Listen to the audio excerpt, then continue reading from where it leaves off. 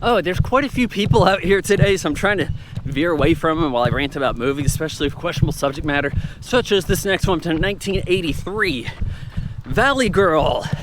This is the movie that put Nicolas Cage on the map. There will be some comparisons to be made between this and Fast Times at Ridgemont High, both of which have Nicolas Cage in them. You don't get a full unbridled Nicolas Cage in Valley Girl. You get some peeks and glimpses of what he could be. He's supposed to be kind of this hunky character. So Deborah Foreman, from that chauffeur review I did some time back, right? My chauffeur. She's the Valley Girl in the title, the titular character. Not actually on the poster. This is quite weird. You clearly have Nicolas Cage in the poster art. Who's the other girl? No idea. They had to have had this finished before shooting the movie. Fairly small budget, most of which spent licensing tunes. And boy, did they get a good soundtrack. I have to give major props to the soundtrack in this movie. Plimsoll's Love My Way, A Million Miles Away. Like, the songs in this are totally rocking. They scoured the catalog of the local Los Angeles K-Rock radio station to put this stuff in, and these become good songs. And you got to give credit to that, because it's not like they just made a film, pretended it took place in the 60s, and used all the best songs from the 60s. This is in its own time. So another thing about this movie is the dialogue. You had this phrase Valley Girl come up from a Frank Zappa, Moon Unit Zappa song with the Valley Girl speak. The first scene has them saying grody to the max, bitchin', all that stuff. And then it kind of subdues a little bit.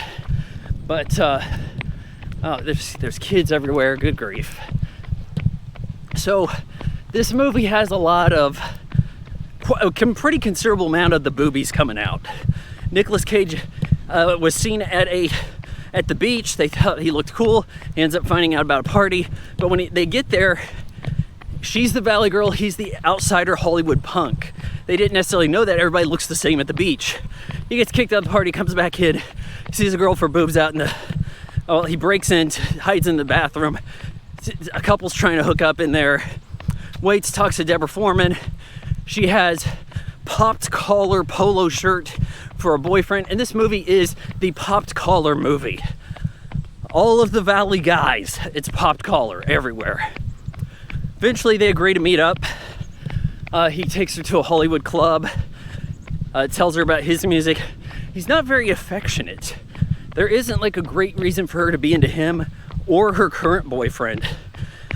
So she starts going with Nicolas Cage. Previous boyfriend tells her friends to try to break them up. And they successfully do that by just kind of saying, we'd rather you be with him. She talks to her parents, they talk it over, and it goes down like that. And you kind of want to rewind going, when did they break up? I never saw them come together and break up. Other weird thing I find as I'm aging, the hottest chicks in this movie are the moms. There's this one mom, Beth, who tries to hook up with a high school boy. There's a comedy thing about that. Eventually she catches him with her daughter, but you think it might be the mom. And they play a good song during that. This movie looks a lot better than its budget suggests. I think it's like $300,000. Back then you can make money. You can make money on a movie, and you can even make a movie. Can't do that anymore. Just doesn't work that way. Is there anybody over there? I can't see. The point I'm getting at here, I think this is slightly better than Fast Times at Ridgemont High. The narrative's not all over the place. We're not tracking way too many characters. It's a little bit easier to keep your finger on it. In a lot of ways it's equal. It's probably not as funny though. There's definitely some good moments where the girls are hanging out together and they have really genuine type lines between each other. Everybody talks like they're actual friends in this movie. And I didn't really like Nicolas Cage having a brief fling with his ex-girlfriend. I kind of thought that that makes him look like the bad guy. Sure, Deborah Foreman said that they broke up.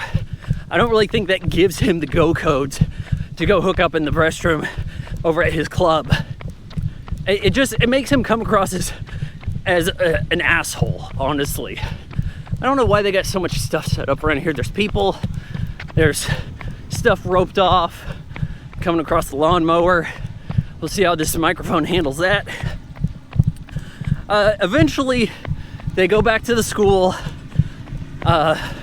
whatever, Valley High, and we see that, all right, nobody over here. Yeah, they're about to do the homecoming queen, or is it prom king queen? Deborah Foreman's one, her boyfriend's the other. Nicolas Cage gets in a fight with him. They run out. It's almost like The Graduate for the ending.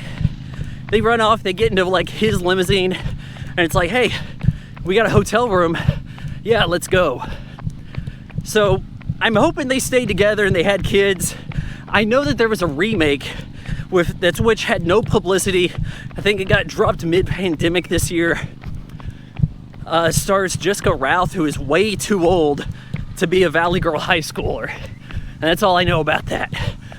But you know what? I give Valley Girl 2.5 out of 4 stars.